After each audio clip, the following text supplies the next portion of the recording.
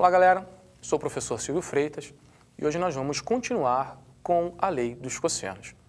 Então, como nós vimos na aula anterior, a lei dos cossenos relaciona as medidas dos lados de um determinado triângulo, um triângulo, no nosso caso em específico acutângulo, em que todos os ângulos internos são menores do que 90 graus. Então, por conta disso, as alturas desse triângulo, elas ficam todas contidas pelo triângulo, tá? E a relação que se estabelece é entre o lado em específico, cosseno do seu ângulo oposto e os outros dois lados. E a gente pode estabelecer essas três equações, que são equivalentes, ok? Elas apenas relacionam um lado específico com o cosseno do seu ângulo oposto. Se você olhar para o lado C, então eu vou relacionar com o cosseno de θ. Por que o cosseno de θ? Porque θ é o ângulo oposto ao lado C. Mas se eu olhar para B, bom, então eu tenho que relacionar com o cosseno do ângulo oposto a ele. E o cosseno do ângulo oposto a B é β, ok? Então essas equações referem-se à mesma coisa, lei dos cossenos, apenas aplicadas uma de cada vez para cada um dos lados. Tendo isso como uma nova ferramenta, tente resolver o exercício proposto na aula anterior, em que fala sobre a trajetória de um helicóptero e que você quer calcular o cosseno do ângulo alfa. Dê uma pausa no seu vídeo, tente resolver e daqui a pouco nós retornamos. Então vamos lá, vamos resolver a situação proposta no início da primeira aula da lei dos cossenos, que é a seguinte: um helicóptero parte de A em direção a B, depois em direção a C, ok? Essa direção BC ela é paralela ao solo, tá? E a distância entre C e A é de 20 km. A ideia é calcular o cosseno desse ângulo alfa. Então, pela lei dos cossenos, eu vou relacionar esse ângulo com o seu lado oposto, ou seja, com esse 12 km que está em frente a ele. Aplicando a lei dos cossenos, fica que 12 ao quadrado é igual a 20 ao quadrado mais 14 ao quadrado menos 2 vezes 20 vezes 14 vezes o cosseno de alfa, que é o que a gente precisa calcular, ok? E agora é só a gente desenvolver essa equação. 12 ao quadrado fica 144, é igual 20 ao quadrado é 400, mais 14 ao quadrado, 196, menos 2 vezes 20 vezes 14, uma dica, faça 2 vezes 2 aqui, 4, depois faça esse 4 vezes 14, que dá 56, e aí, por fim, você acrescenta o zero, que é esse zero que aparece aqui no 20, tá? E depois, isso está sendo multiplicado pelo cosseno de alfa. E agora, é só questão de contas. Temos 144 igual, essa soma dá 596, menos 560 vezes o cosseno de alfa. Vamos passar esse menos 560 vezes o cosseno de alfa para o primeiro membro, para poder ele ficar com sinal positivo. Então, 560 cosseno de alfa é igual a 596 menos 144, passando 144 para o segundo membro. E, por fim, cosseno de alfa vai ser igual ao resultado desta subtração dividido por 560. Aqui está multiplicando, passa para lá, dividindo. Vamos fazer a subtração. 6 menos 4, 2. 9 menos 4, 5. E 5 menos 1, 4. 452 dividido por 560. Vamos fazer a simplificação. Recorde-se, quando os dois últimos números são divisíveis por 4, então todo o número também é divisível por 4. 52 é múltiplo de 4 e 60 também é múltiplo de 4. Então podemos simplificar toda essa fração por 4. E aí nós vamos encontrar que o cosseno de alfa é igual a 113, que é 452 dividido por 4, sobre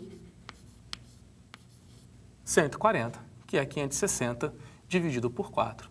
E essa é a nossa resposta esperada, que é o cosseno do ângulo. Então, pessoal, agora a nossa pergunta é: e quando o triângulo for obtusângulo? Ou seja, quando tiver um ângulo que tenha medida maior do que 90 graus. Como é que podemos fazer a lei dos cossenos? Bom, o problema se resolve de forma análoga, forma similar ao que nós fizemos anteriormente. Tá? Então, seja o triângulo ABC com ângulo alfa, esse ângulo alfa aqui em questão é o que eu quero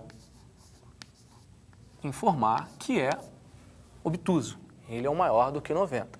Porque se você conhecer os outros dois, são menores que 90, dá para a gente fazer como foi visto na aula anterior. Tá? Então vamos tentar relacionar esse alfa e o lado oposto a ele, que é A. Então, da mesma forma, vamos traçar a altura, agora relativa ao vértice B. Essa altura está do lado de fora do triângulo. E seja essa pequena projeção de A a H, vamos chamar ela de M. E aqui nós temos dois triângulos retângulos. O primeiro é o AHB e o segundo é o CHB. Vamos aplicar o teorema de Pitágoras para esses dois triângulos. Então, a primeira equação que surge, tá, do triângulo AHB é que a hipotenusa ao quadrado, C ao quadrado, é igual à soma dos quadrados dos catetos.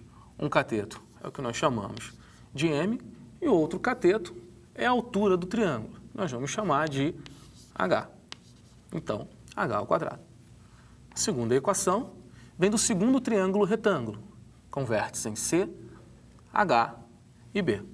Então, a hipotenusa é A, então A ao quadrado é igual ao cateto ao quadrado, H ao quadrado, mais o outro cateto ao quadrado.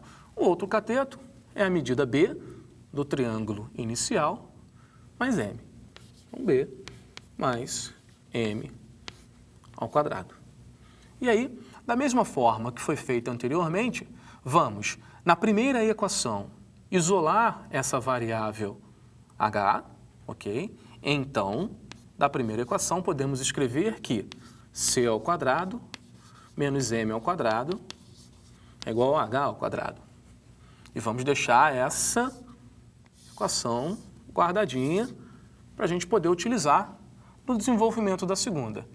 No desenvolvimento da segunda, vamos fazer, então, primeiro, esse produto notável, que é o quadrado da soma.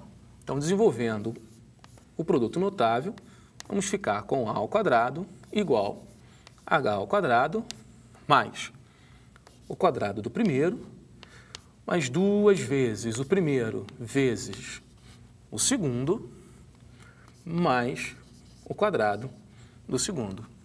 E essa é a nossa segunda equação ao qual nós vamos trabalhar. Já ficou bem claro, né? Aqui que está o H ao quadrado, nós vamos substituir aqui por onde aparece esse H ao quadrado. Então, vamos fazer isso, substituir a equação 1 na equação 2. E vai ficar da seguinte forma: A ao quadrado é igual, no lugar desse H, C menos M ao quadrado, C ao quadrado menos o M ao quadrado, mais B ao quadrado,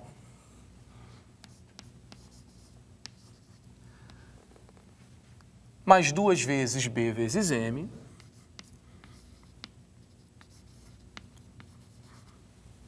e aí temos mais M ao quadrado.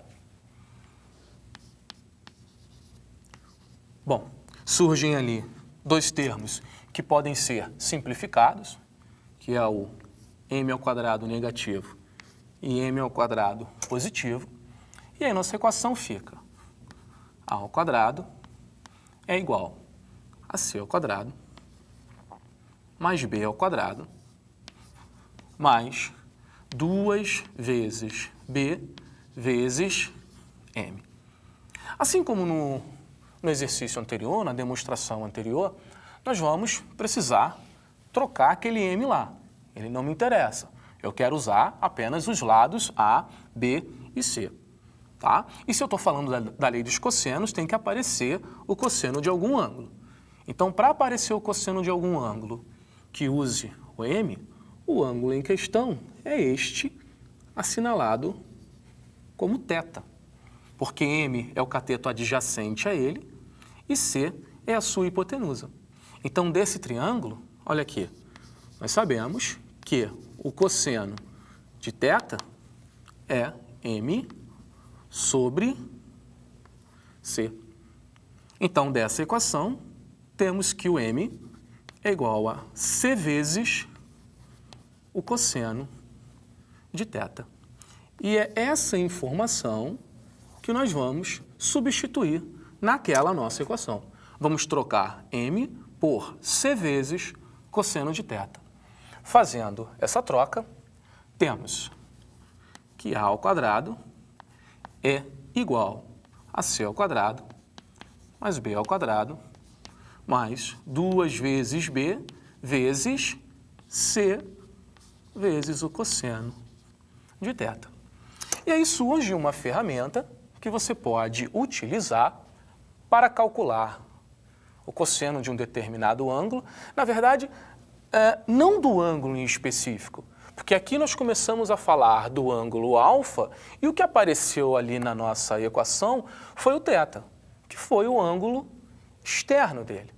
Mas qual é a importância? Uma vez que ele é obtuso, é maior do que 90, então esse ângulo θ, que é o externo dele, é o suplemento dele, ou seja, quanto falta para 180 graus. Em aulas futuras, nós vamos ver que existe uma relação entre esses valores, entre o cosseno de um ângulo e o cosseno do seu suplemento. Então, pessoal, aí está mais uma ferramenta. Lembrando que, para os outros dois ângulos, vamos chamar esse ângulo por beta e esse ângulo por gama, vale a mesma relação que já foi dita anteriormente. Para o ângulo alfa, você usa o cosseno do seu suplemento. Um forte abraço e até a nossa próxima aula.